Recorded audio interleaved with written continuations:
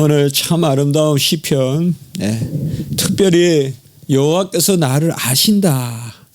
오늘은 이 부분의 말씀이 시종일관 흐르고 있습니다. 우리의 지식은 하나님이 알게 하셔야 온전한 지식입니다. 이 세상에는 인간이 많은 지식을 만들어내고 또 발명하고 또 이론을 펼치고 하지만은 하나도 완벽한 지식은 없습니다. 1 더하기 1은 2라는 것도 또 어떤 철학도 그 자체로 시작과 끝을 알려줄 수가 없기 때문에 완벽한 지식은 없습니다. 무엇보다도 우리는 우리 자신에 대해서 잘 안다고 생각하는데 너 자신을 알라. 너 자신을 아는 것이 마치 기초 지식이고 시작인 지식 같지만 사실상 우리는 우리 자신을 모릅니다. 내가 얼마나 알고 있고 내가 얼마나 어떠한지 겨우 어디 올라가서 키나 재고 어디 올라가서 몸무게나 재서 내 몸무게가 몇 킬로인지 그것도 저울에 다 알고 키 재기를 해봐야 압니다. 우리는 내 몸무게가 얼마인지도 몰라요. 내 키도 모르고 내 마음을 어떻게 알겠어요. 겨우 저울에 겨우 그 키 재기하는 그런 기계에 의지해서 우리는 그러한 계수화된 어떤 그런 도량형에 따라서 이렇다 표를 할 뿐이에요. 아무도 알 수가 없어요. 우리 마음도 모르고 우리 시작도 모르고 우리 끝도 모르고 결국 우리가 우리 자신을 아는 유일한 길은 칸트는 인간의 생각이 명징하다라고 생각해서 인간의 생각은 여지없다라고 생각했어요. 그게 근대 정신의 시발점이라고도 볼 수 있는데 그러나 사실 데카르트는 자기가 어디서 났는 걸 알지 못했어요. 자기가 그 생각을 하는 주체인 그 데카르트 인간 자체를 누가 지으셨는가 또 누가 만드셨는가 이 부분에 대해서는 존재론적인 접근은 전혀 손을 놨어요. 근대 정신이 바로 거기에요. 바로 지식만 가지고 이야기하고 지식 행위를 하거나 알거나 생각하는 존재가 누군지는 모르는 거예요. 내가 나를 모르면서 생각이 뚜렷하다. 생각은 명징하다. 생각하는 것은 확실하다. 그렇다 신에 대한 확실한 그런 관념 이런 것들을 전제하고 하는데 그것은 이미 앞뒤가 상충되는 그래서 우리가 순환 논법이다 이렇게 이야기하는 겁니다. 존재적으로는 외부에 의지하고 인식론적으로는 나로부터 시작하려고 하고 이게 계속 순환인 거예요. 존재를 이야기하면 인식으로 도망치고 인식으로 이야기하면 또 존재로 도망치고 왔다 갔다 하는 오늘 말씀에 보면 우리를 어떻게 아느냐 말이에요. 사실상 무슨 이방 종교에서는 무슨 마음 공부니 불교에서 이야기하고 무슨 세상에서 어떤 TV에도 보면 무슨 마음의 탐구니 과연 우리가 우리를 탐구해서 알 수 있을까요? 오직 지은 사람이 압니다. 볼펜 하나도 볼펜을 지은 사람이 압니다. 볼펜을 만든 공장에서 압니다. 그 볼펜은 몇 센치고 재질은 무엇이고 잉크는 어떻게 돼야지 흘러나오고 수명은 대체로 몇 줄이나 쓰면 잉크가 다 닳고 만든 사람이 알아요. 그 꽃도 만든 사람이 알아요. 우리도 만든 사람이 알아요. 그래서 우리 자신보다 우리 자신을 잘 아는 것을 어떻게 보면 부모님이라고 할 수 있어요. 왜요? 부모님은 우리를 낳았기 때문에. 그래서 우리가 우리를 인식하지 못하는 그 시간에도 부모는 우리를 알고 있어요. 어릴 때 우리는 아무 기억이 없지만 부모님을 알고 있어요. 우리 자신에 대해서. 네가 어릴 때 어떠했다. 그러면 우리 부모는 또 뭐냐 말이에요. 우리 부모님도 또 역시 자기 자신을 몰라요. 그래서 끝없이 결국은 뭐냐 하면 사람도 사람을 지은 분이 안단 말이에요. 곧 조물주, 우리 주, 창조주 하나님만이 사람도 안다.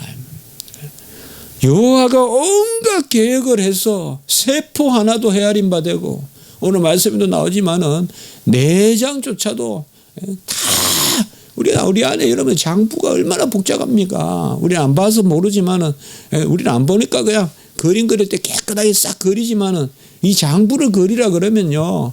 이게 장부가 얼마나 긴지 몰라요, 여러분들. 소장, 대장, 이 장부. 그걸 다 여호와 하나님이 계획해서, 우리가 병원 같은 데 가보면요. 참 묘하다고요. 아무리 치료를 잘해도 이전같이는 안 돼요. 이전보다 나아지는 건 없어요. 병치료는. 그리고 결국은 뭐예요? 스스로가 살을 아물게 하고 스스로지 뭐 의사 선생님이 살을 붙이는 경우는 없어요. 스스로 아무르는 거예요. 스스로. 의사 선생님 돕는 거예요. 그냥. 오염만 안 되도록. 결국은 뭔가 하면 하나님이 참 기묘하게 지으셨다고요. 눈을 어떻게 보이게 하고 또 그 눈을 보호하게 하고 또 가장 중요한 것은 우리가 본능적으로 손이 가게 하고 본능적으로 말이에요. 등이나 이런 데는 무슨 아주 본능적으로 손이 안 가지만 눈에는 딱 눈을 깜빡여서 가장 연약하지만 가장 이 눈을 봐야 되기 때문에 하나님 딱 보호하고 이걸 과연 인간이 할 수 있냐? 인간이 하거든. 존재는 스스로 존재일 수 없거든요. 존재는 모든 존재 피조된 거거든요, 사실. 그런 면에서 사실상 존재라는 말조차도 하나님께는 안 어울릴 수도 있어요. 철학에서 말하는 존재는 하나님께 안 어울릴 수 있자고요. 하나님은 그냥 하나님이세요. 우리가 워낙 쓸 용어가 없으니까 하나님 존재라고 하지만은 사실상 철학에서 정의하는 존재 개념은 하나님에 부합하지 않을 수도 있어요. 오늘 여기에 말씀해 보면 바로 그겁니다. 누가 나를 좀 알려주면 좋겠다. 너는 뭘 할 수 있냐? 너는 지금 뭘 하고 싶으냐? 너는 어떤 일로 슬퍼하냐? 너는 어떤 일로 기뻐하냐? 너는 뭘 하면 네가 즐겁냐? 나도 나를 모르는 거예요. 몰라요. 내가 무슨 일을 해야지 내가 가장 기쁜지 내가 모른다니까요. 여러분, 우리 입이 압니까? 내 입이 가장 맛있는 음식을 아냐고요, 지금. 몰라요. 그냥 먹어봤던 것 중에 한두 가지 생각할 뿐이지. 내 입에 가장 맛있는 걸 모른다고요. 그러니까 음식 이름도 모르는 걸 가지고 음식 한 점에 200만 원짜리 있는 음식도 있어요. 무슨 썰개 이런 거 하나가 그런 거 있어요. 해물에 무슨 창지 하나가 얼마고 그런 거 있어요. 식도락 같은 그거 먹어요. 우리는 내가 좋아하는 맛이 뭔지도 몰라요, 사실. 먹어본 몇 가지, 밥상에 올라왔던 거 몇 가지 중에서 내가 맛있는 거 기억해서 그걸 내가 좋다 한다. 내가 나를 몰라요. 그런데 오늘 1절에 보면 여호와여 주께서 나를 살펴보셨으므로 나를 아시나이다 라고 이렇게 말씀하고 있습니다. 우리는 나를 알려면 나를 아시는 하나님께 여쭤봐야 돼요. 이 방법밖에 없어요. 저도 제가 뭘 하고 싶어서 이 세상에서 뭐 때문에 그렇게 힘들어하고 방황하는지 저는 몰랐어요. 하나님이 알려주신 거예요. 너는 이거 해라 이렇게 말해요. 그 주의 종이 된 거예요. 제가 뭘 하고 싶은지도 모른다니까요. 뭘 하고 싶은지도 모르니까 젊은이들이 방황하는 거예요. 그리고 뭘 해야 될지 모르니까 가치관이 정립되지 않고 인생관이 정립되지 않고 오늘 보면 주께서 나를 살펴보셨으므로 여기 살펴봤다라는 말은 자세히 시험해 봤다. 또 자세히 검색하고 수색해 봤다 그런 뜻입니다. 그러니까 뭔가 하면 이렇게 한번 생각해 볼까요? 금방 이 맛 이야기가 나왔으니까 모든 맛을 가지고 다 시험해 본 거예요. 우리 주님이. 그랬더니 너는 이거 최고 좋아해. 하나님이 시험해 보신 거예요. 오늘 그러니까 다 살펴봤다 이 말이에요. 우리는 간혹 보면 그런 거 있잖아요. 저도 잘 모르는데 부모님은 알 때가 있어요. 제가 이거 참 여담이지만 제가 신학교 간다 그러면 아버님이 막 대노하시고 그냥 팽개치시고 그냥 반대하실 줄 알았거든요. 그런데 그렇게 딱 한 말씀 하시더라고요. 그때는 이미 체념을 하셨는지 모르겠지만 너는 어릴 때부터 그런 것들이 좀 있었다.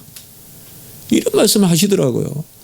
저는 그게 무슨 말인지 모르겠어요. 그러나 부모님이 보기에는 자녀가 뭘 하는 게 가장 좋다. 자녀도 모르는데 부모님은 아는 게 있어요. 너는 그게 어울려. 너는 그게 맞아. 그게 살펴봤다는 거예요. 어릴 때부터 살펴봤다 이 말이에요. 바로 여호와여 주께서 나를 살펴보셨으므로 나를 아시나이다. 같이 합시다. 야다. 이 구약에서 야다라는 말, 우리가 이 히브리어입니다. 히브리어로 야다 안다라는 뜻입니다. 안다 기네스코, 야다 헬라어에서는 기네스코라는데 야다. 이 안다는 것은 우리가 뭐 자주 말하는 게 인격적으로 아는 것이고, 그리고 부부가 아는 것, 그럴 때 쓰는 단어다 이 말이에요. 그야말로 이건 그저 길 가다가 이름 알고 무슨 뭐 주소 알고 뭐 전화번호 알고 그런 아는 게 아니라 그야말로 한 몸으로서 느끼고 그렇게 해서 안다.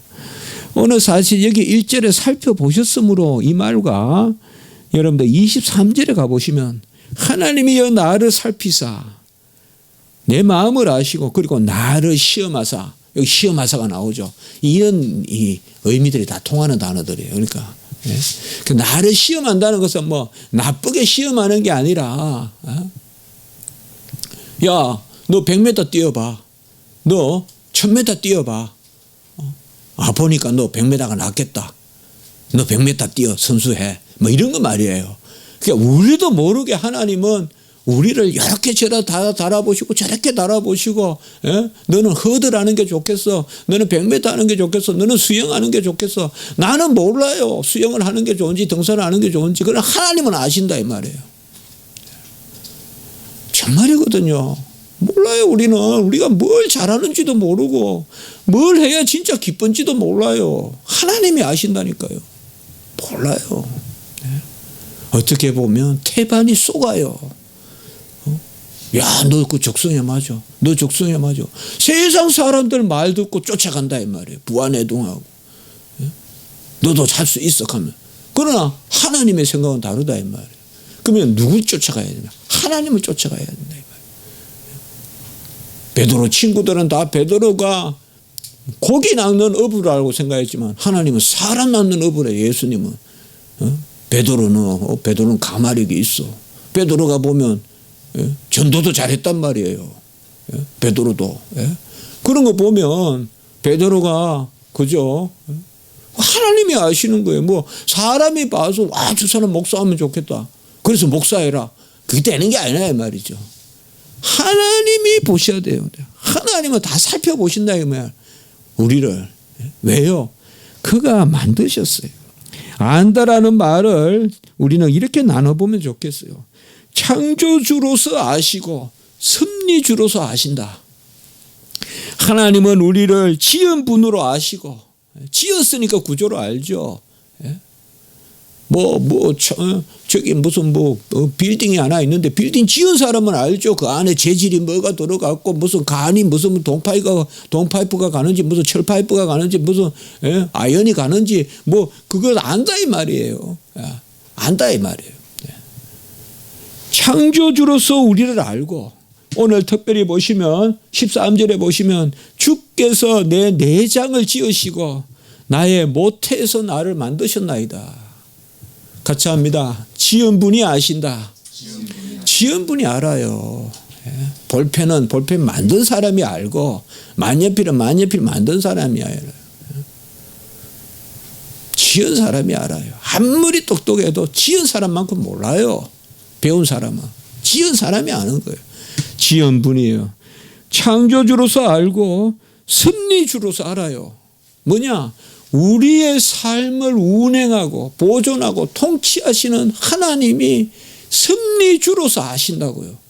그가 내 속에 살며 기동하며 있기 때문에 그냥 어떻게 석고상을 세워놓고 석고상을 그리듯이 아는 것이 아니라 살아있는 우리 인격을 아신다 이 말이에요. 그분이 우리 안에 살아 역사하기 때문에. 어떻게 보면 우리가 참 이렇게 한간 자매도 있지만 한국에 이렇게 유학 와가지고 아는 사람이 없다. 참 슬픈 일이잖아요. 힘든 일이잖아요. 저도 신학교 가니까 아는 사람이 하나도 없어요. 아는 사람이. 대학교 갔을 때는 고등학교 동창이 있었고, 뭐 고등학교 갔을 때도 몇 명이라도 있었고, 중학교는 말할 바도 없고, 항상 아는 사람들의 속에서 살다가 신학교 가니까 아는 사람이 하나도 없어요. 하나도, 한 명도. 전교 1, 2, 3학년 중에 한 명도 없어요. 아는 사람이. 이게 안다는 게 이게 참 이로고, 누가 나를 알아준다는 거, 이것은 참 어떻게 보면 이것만큼 따뜻함이 없고, 그렇거든요. 그런데 얼마나 아느냐. 살펴보셨으므로 안다. 이 말이야. 그냥 대충 아는, 석 지나가면서 아는 게 아니라, 우리가 인간관계야 그냥 석석 지나가면서 그냥 명함 하나 받고 그냥 이름 아는 정도지만은 하나님은 그게 아니다. 그래서 2절부터는 그것을 상세히 설명합니다. 그러니까 지으신 분으로서 알고 또 짓고 던져놓은 분이 아니라 섭리하는 분으로서 알고 우리의 삶을 날마다 주장하는 분으로서 우리를 아시는다 이 말이에요. 내가 살며 기도하는 것을 아시는 분이다 이 말이에요. 그분은. 그래서요, 우리의 삶도 여호와의 지식이라고 말할 수 있어요. 여호와가 아는 바대로 사는 거예요. 이 꽃은 어느 신학자가 그때 꽃은 하나님의 지식이에요. 이건 시에나 나오는 이야기 아니에요. 맞아요. 이 모든 꽃은 여호와가 아신 바 된 거예요. 빨갛게 피어라, 노랗게 피어라. 여호와의 지식이 여기에 그대로 드러나 있는 거예요. 이게 다 지식 덩어리라고요. 이게 지식 덩어리예요. 여호와가 아신 바대로 이건 존재하는 거예요. 우리 인간도 여호와께서 아신 바대로 존재한다고요. 그가 우리를 아신 바대로. 2절에서는 뭔가 하면 내가 안고 일어섬을 안다라고 말씀했습니다. 이것은 우리의 삶을 안다 이 말이에요. 내가 안고 일어섬을 알고 그리고 멀리서도 나의 생각을 알고 우리의 마음의 뜻과 발행과 소원도 아신다 이 말이에요. 멀리 계시죠. 멀리서도 우리의 생각을 밝히 아시며 그리고 나의 모든 길과 참 시적으로 표현되어 있어요. 내가 눕는 것을 살펴보시고 이 말은 뭐냐? 나그네 길. 그리고 밤에 내가 어디에서 그날 돈가숙 서가식 하면서 이 집에서 먹고 저 집에서 자고 하는 나그네 삶인데 우리 인생이 어디에서 오늘 머리를 눕힐 건지 그것도 아신다. 하나님이. 이거는 강야에 이스라엘 백성을 구름기둥 불기둥으로 인도하셔서 갈 길을 알려주셔서 머물 곳, 유할 곳을 알리고 발행할 곳을 알리고 떠날 곳도 알려주시고 유할 곳도 알려주시고 바로 그 말씀이에요. 나의 모든 길과 내가 눕는 것을 살펴보시고 그래 너 이곳에 누워 너 이곳에서 쉬어 그것도 아시고 그리고 3절에 나의 모든 행위를 아신다. 이 행위를 안다는 것은 행위 자체만 안다는 것이 아니라 우리 행위가 일어나는 조건, 여건, 형편 이것도 다 아신다 이 말이에요. 내가 무슨 행위를 할 때 주변의 여건은 어떻다. 또 주변에 돕는 손길은 어떻다. 간혹은 행악자들이 그것을 거부할 때도 있을 거다. 뭐 이런 모든 조건도 여호와께서 아신다. 그리고 4절에 계속되는 말씀입니다. 내 혀의 말을 알지 못하는 것이 하나도 없으시니다 라고 했습니다. 이 말이 뭐냐 이 말이에요. 혀의 말을 안다 이 말은 다른 게 아닙니다. 혀는 바로 우리의 지식을 드러내고 양심을 드러내고 의지를 드러내잖아요. 그래서 혀는 마음의 뭐라 그럴까요? 풍향계라고도 볼 수 있어요. 혀는 마음의 온도계라고도 볼 수 있어요. 마음이 따뜻하면 혀가 온유해져요. 마음이 차가우면 혀가 날카로워져요. 내 혀를 안다. 내 혀의 말을 안다는 것은 우리 심사와 그것을 드러내는 모든 것을 아신다 이 말이에요. 세상 사람들은 슬픈 말을 하면 저 사람은 왜 죽는 소리를 하냐 그래요. 그러나 여호와는 아세요. 저 사람이 얼마나 슬픈 일을 다.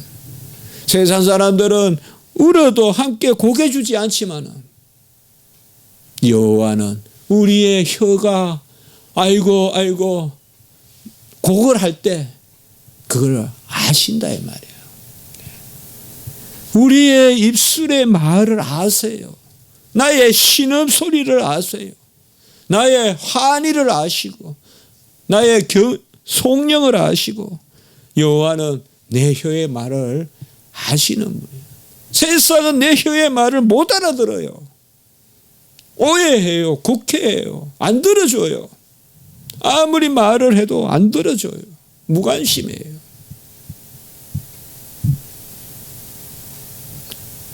날 구해달라 날 구해. 그러나 예수님은 지나가지 않아요.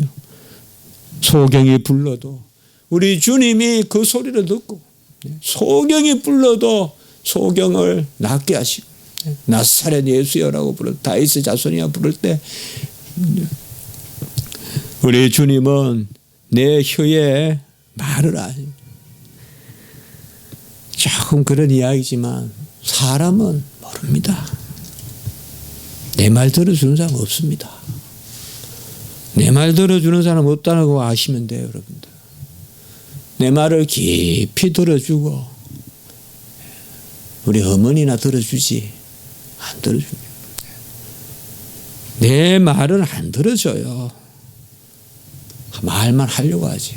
그러나 주님은 내 혀의 말을 아시고 여기에 보면요. 제가 더 설명을 하지 않았지만 익히 아시고 살펴보시고 밝히 아시고 여기도 보면 하나도 없으시고 시적으로요. 다 그렇게 부사를 써서 강조를 하고 있어요.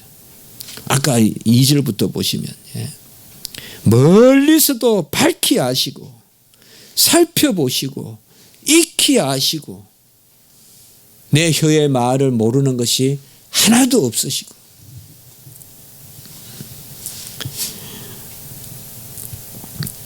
우리는 여기 혀의 말을 기도의 음성이라고 해도 좋겠습니다. 우리의 혀의 입술의 간구를 들으신다 이 말이에요. 우리의 입술의 간구를 아세요. 여기는 안다는 표현을 계속 쓰니까 물론 안다는 말이 우리가 계속 나오지만은 여기서도 특별히 하나님께서 우리의 말씀을 아시고 우리의 말씀을 특별히 혀의 간구를 들으시고 그것을 말하고 있습니다. 그리고 5절에 보면 주께서 나의 앞뒤를 둘러싸시고 내게 안수하셨나이다 라고 이렇게 말합니다. 앞뒤를 둘러싸셨다는 것은 작정하시고 애정하시고 처음과 끝이 되시고 그리고 내게 안수하셨다. 둘러싸시고는 그렇게 봐도 되고 나를 보호하시고 적들 가운데서 나를 탁 에워싸시고 말이에요. 그리고 내게 기름을 부으셨다. 바로 나의 존재 가치를 주님께서 설정하시고 그 소명을 허락하시고 그것을 은사로 기름 부어서 능력을 주셔서 은사를 주셔서 그것을 감당하게 하셨다라고 이렇게 말씀하고 있습니다. 특별히 이 5절이 안다는 것과 뭐가 관계될까요? 주님이 우리를 안다는 것을 가장 중요한 게 바로 기름 부음이라 볼 수 있어요. 기름 붓는 것이 아는 거예요. 이 메시아, 마사 그리고 크리노 이게 기름 붓는 거, 이 기름 붓는 게 아는 거예요. 기름 붓는다는 것은 바로 뭡니까? 우리가 예수님의 그 세례를 받으실 때 성령이 임할 때 내 사랑하는 아들이요 내 기뻐하는 자다. 이게 아시는 거란 말이에요. 아버지가 아들을. 그때 바로 뭐예요? 성령이 충만히 임했잖아요. 우리 주님께. 성령 충만을 받은. 물론 이성에 따라서 성령 충만을 받으셨지만 바로 그거예요. 바로. 여기에 안수한다고 해서 나를 착 에워싸고요. 막 적들하고 싸울 때 막 전장 같은 그런 경우에도 딱 에워싸고 안수하신다.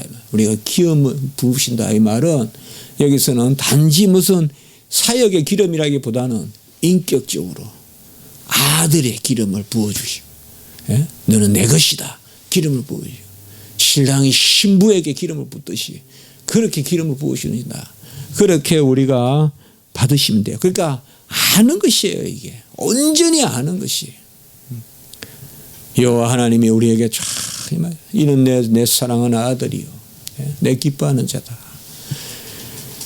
이 6절에 보면 이제 안다라는 명사로 지식이 다트, 이 다트라는 말이 나옵니다. 6절에 같이 합시다. 다트. 상당히 중요한 개념입니다. 히브리어에 이 지식이 야다, 다트 이런 개념. 물론 안다는 것은 다른 단어도 있어요. 그러나 그건 여기서 이야기하지 않고 우리가 야다, 여기서 야다만 알면 돼. 야다하고 그다음에 다트. 이 지식이 너무나 귀하여 내가 능히 미치지 못하이다. 맞습니다. 여호와가 우리를 아는 지식, 그것이 우리 안에 역사하는 지식이 될 때 그 지식이 귀하고, 여호와가 나를 아시는 그것이 내가 나를 아는 것이 되어야 됩니다. 그래서 우리는 내가 스스로 옳다 하는 바로 실족하지 않는 자가 복되다. 로마서 14장 22절에 내가 스스로 옳다 하는 거로 나는 이거 잘할 수 있어. 되게 내가 생각해서 내가 잘하는 것 같은데 안 돼요. 그냥 나는 못하는 것 같은데 주님의 말씀을 쫓아 해보니까 또 돼요. 그래서 우리는 잘 생각하셔야 돼요. 세상에 직장 구하듯이, 세상에서 무슨 직업 선택하듯이, 세상에서 무슨 내 기질 파악하듯이 그렇게 하면 안 돼요. 우리는 여호와께 여쭤봐야 돼요. 여호와가 아시는 거예요. 나는 유약하고, 나는 심성이 강하지 못하고, 나는 도무지 사람들 보기에 흠모할 것이 없는 것 같아도 여호와 하나님이 너는 할 수 있어. 너는 본래 그런 사람이야. 그렇게 인치해서 우리 사용할 수 있다는 말이에요. 이 지식이 내게 너무 귀하다. 우리로부터 나간 지식이 아니라 하나님이 우리에게 오는 지식. 어떻게 보면 하나님은 이 지식을 우리가 가지기를 원해요. 나로부터 쭉 내미는 번제보다 여호와를 아는 것을 더 기뻐한다 이 말이에요. 호세아 6장 6절에 보시면 번제보다 하나님을 아는 것을 원하노라라고 이렇게 말했습니다.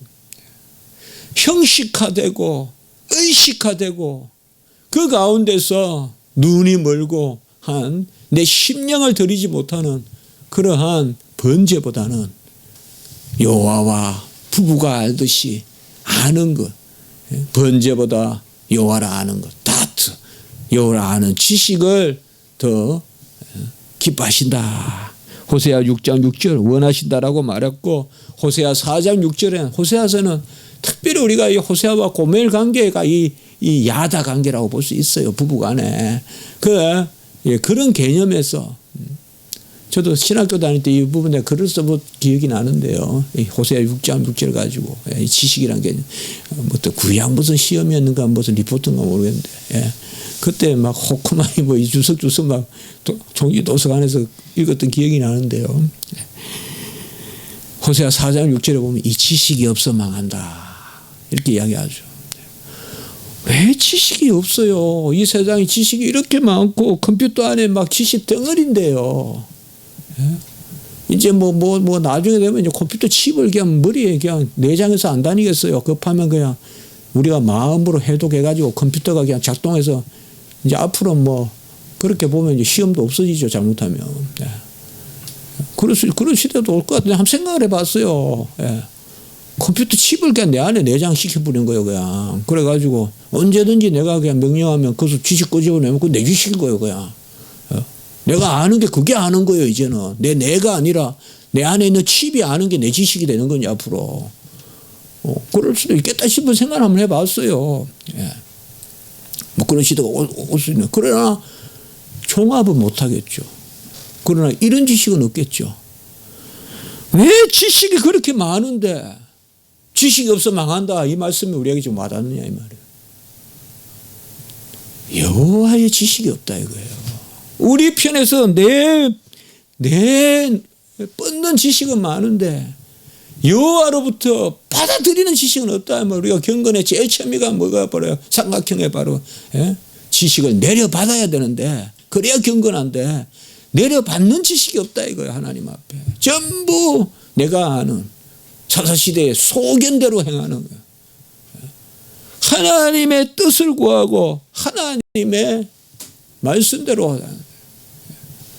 사실 어떻게 보면 하나님은 그것을 기뻐하시거든요. 하나님은 하나님이 알려주셔서 우리가 알기를 원하시거든요. 그게 계시거든요. 하나님이 우리에게 알려주셔서 이 지식이 내게 너무 기이하니 높아서 내가 능히 미치지 못하나이다. 이 지식은 무슨 지식이에요? 어떻게 보면 쉬운 지식이에요. 받아들이는 지식이에요. 내가 탐구해서 발견하고 발명하는 지식이 아니라 받아들이는 수납하는 지식이라고요. 바로 139절에서 이거예요. 바로 여호와라 나를 아시나이다. 저번에 우리가 이거 같이 말씀 나눌 때 그렇게 하죠. 자꾸 나를 하나님 앞에 내세워라. 하나님이 그래서 나를 보게 해라. 그때 하나님이 나를 보는 그 하나님의 뭘 통하여 나를 알라. 그래서 우리는 자꾸 하나님 앞에 나를 데려가 가서 주여 나를 살피소서 나를 살피소서. 오늘 24절 보세요. 내게 무슨 악한 행위가 있나 보시고 나를 인도하소서. 나를 자꾸 데려다 놔야 돼요. 하나님 앞에. 여호와 하나님이 나를 보시고 나를 인도하소서. 또 23절에 나를 살피사 내 뜻을 아옵소서. 그러니까 여호와가 나를 살피게끔 우리가 자꾸 여호와 앞에 나를 데려다 놔야 돼요. 그게 저는 기도라고 생각해요. 여호와 하나님이 나를 보도록 말이에요. 어떻게 보면 가장 저급하고 수준 낮은 신앙이 뭔가 압니까? 내가 스스로 내 자랑하고 내가 스스로 내 판단하고 내가 스스로 내 이야기하고 그 수준이 가장 초등학생이에요. 여호와가 나에게 하시는 말씀, 여호와가 나에게 바라보는 말씀, 이것이 바로 오늘 바로 연결이 됩니다. 7절에 보시면 내가 주의 영을 떠나 어디로 가며 주의 앞에서 어디로 피하리까. 이제 여기는 이제 저는 6절까지 끊고 7절부터 문단을 나눠볼 수 있을 거라고 생각이 드는데요. 6절까지는 지식이고 7절부터는 뭐냐 하면 어디라도 여호와가 계신다는 여호와의 모든 곳에 계신 편재에 대해서 말하고 있어요. 여호와는 어디에나 계시다 이 말이에요. 그래서 7절에 보면 주의 영을 떠나, 이 루아흐예요. 영. 예. 주의 호흡, 주의 영. 예. 많은 경우에 영, 네펫이나 루아흐는 같이 쓰이잖아요. 영혼이나 호흡이나. 여기는 루아흐. 루아흐는 주로 성령에 가까워요. 네펫이는 영혼에 가깝고 여기 루아흐예요. 히브리어로. 내가 주의 성령을 떠나 어디로 가며 주의 앞에서, 이건 얼굴이죠. 파님. 주님의 얼굴 앞에서 어디로 피하리까? 이제 감찰하시고 어디에나 계시고. 이게 어떻게 보면 도망다니는 사람의 입장에서는 불안한 거지만 기도하는 우리에게는 얼마나 감사한 일이에요. 이게 여호와가 어디에나 계시단 말. 그래서 이제 유명한 말씀이 따라와요. 8절에 보면 하늘에 올라갈지라도 거기 계시고 서울에 자리를 펼지라도 거기 계시다. 하늘에 올라가시다. 서울에 있어. 여기 서울은 꼭 지옥이라 보기보다는 그 당시에 세계관, 바로 땅 아속이나 하늘 끝이나 다 하나님이 계시다. 어디에나 하나님이 계시고 바다 끝까지 날개를 치고 가는 9절에 새와 같이 날아가도 저 먼 나라에, 애굽에서 저 갈대아 같이 그 바다, 메소포다 바다까지 가도, 강까지 가도 그곳에도 또 여호와는 계시고 어디에나 여호와는 계시고. 그리고 10절에 보면 야드, 주의 손이, 그리고 주의 오른손이 야인, 둘 다 손이란 뜻인데요. 강조하고 있습니다. 주의 오른손이. 제가 아까 그래서 두 가지로 말씀을 드려본 거예요. 참 은혜가 되더라고요. 저는요. 같이 합시다. 창조주로서의 지식, 섭리주로서의 지식. 주의 손은 섭리잖아요. 그리고 아까 우리 13절에 보면 나의 내장을 지으시고, 이건 창조주로서의 지식이잖아요. 지을 때만 우리에게 지식을 주시고, 여호와의 지식으로 짓기만 하고, 섭리는 그냥 내팽개치는 게 아니잖아요. 그래서 여기 10절을 섭리로 했을 때, 아, 그렇구나. 우리를 지은 지식도 가지고 계시고, 모태에서 장부를 지으시고, 내장을, 옛날엔 장부라 그랬어요. 이제 내장인데 뭐 그렇게 받읍시다. 그냥 내장을 지으실 때도 여호와께서 우리를 헤아리시고, 그리고 오늘 하루 살아간 것도 다 헤아리신다 이 말이에요. 공중의 새와 머리카락을 헤아리는데 어찌 우리 주의 백성의 삶을 헤아리지 않겠습니까? 여호와 하나님이 다 헤아리신다. 그 헤아리시는 것을 절대 주권으로 봤을 때 우리는 뭐냐? 지식이라고 말할 수 있다 이 말이에요. 달리 말하면 여호와께서 아신 바대로, 여호와께서 건념하시는 바대로, 여호와께서 헤아리시는 바대로 우리는 살며 기동하며 존재하고 있다 이 말이죠. 그래서 내가 여호와의 지식 덩어리고, 이 나무가 여호와의 지식 덩어리, 제 손짓도 여호와의 지식이에요. 여호와께서 아신 바대로 손짓하는 거예요. 여호와께서 아신 바대로, 운명론이 아니에요. 섭리예요.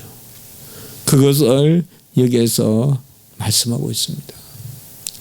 우리가 이 다윗이 여러 가지로 말할 수 있지만, 이 다윗이 보면 어찌 그런 사울과 이런 관계에서 우리가 다윗의 참 뛰어난 면들이 여러 가지 좀 전쟁에 능하고 또 시편을 하겠지만은 사울을 죽이지 않았잖아요. 아시다시피. 그 199명 다 죽입니다. 사울은 이미 미친 사람이에요. 장인이 이기 전에 미친 사람이고, 자기를 죽이려는 그런 사람이죠. 그를 용서하죠. 또 다윗은요, 자기를 저주하고 그냥 보복을 안 했어요. 보복을 안 했어요. 요압이나 또 뭐 시므이나 이렇게 보복을 안 했어요.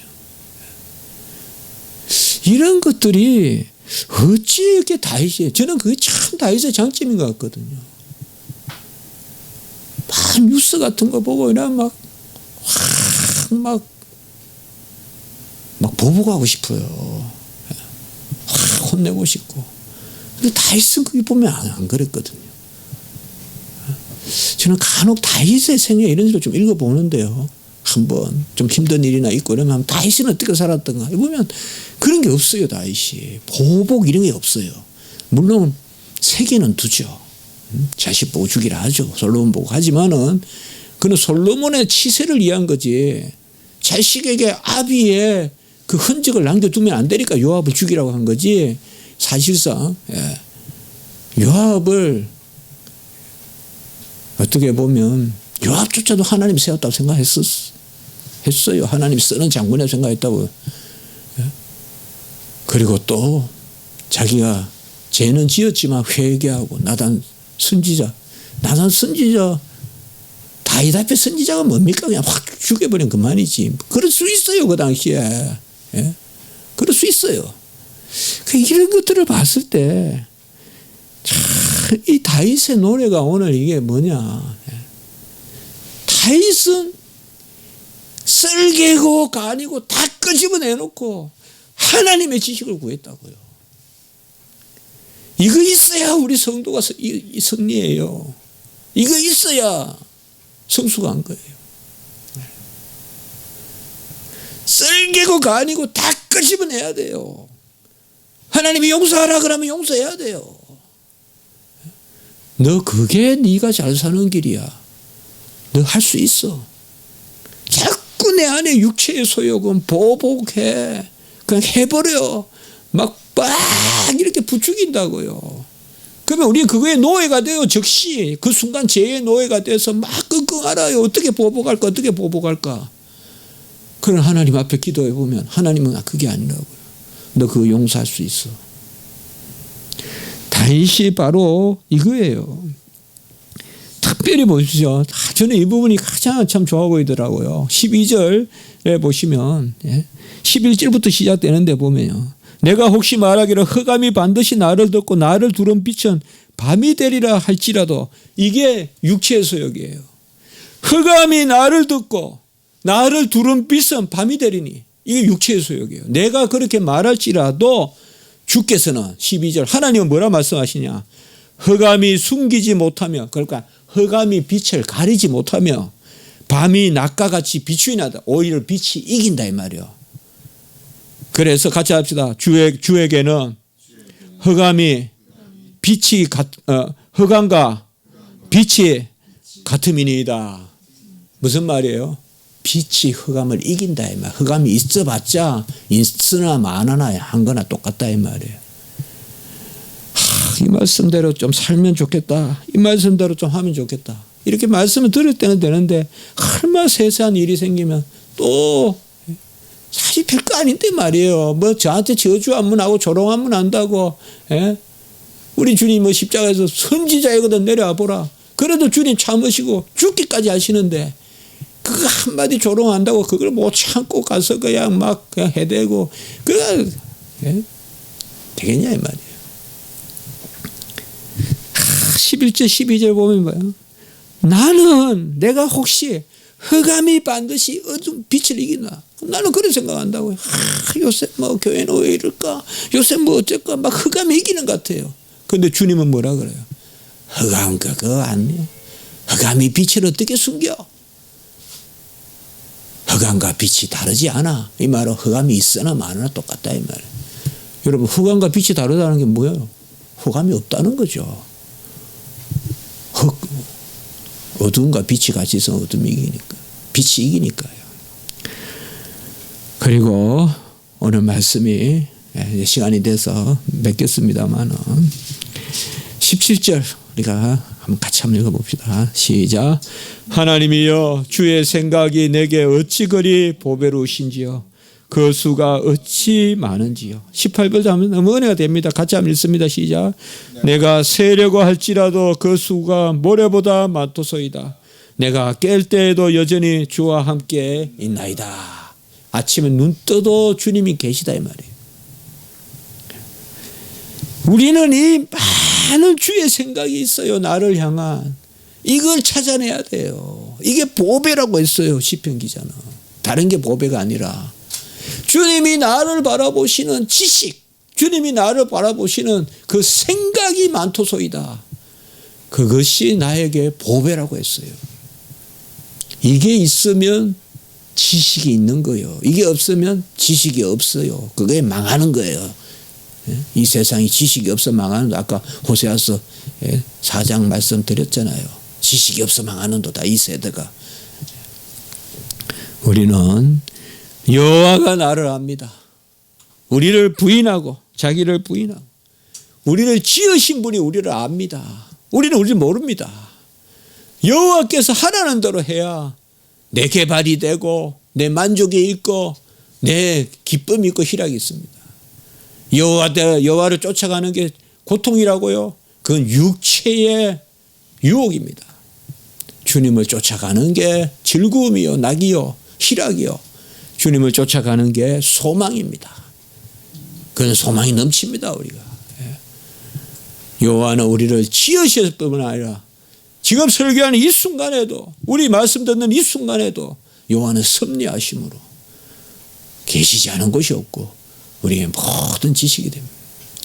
아예 내가 여호와의 지식덩어리라고 아시고 내가 스스로 옳다 하는 바대로 실족하지 않는 여호와께서 옳은 것으로 우리의 삶을 사는 그것이 바로 오늘 시편에 우리에게 주는 말씀 아닌가라고 그렇게 우리가 나눠보는 것입니다. 한번 기도드리겠습니다.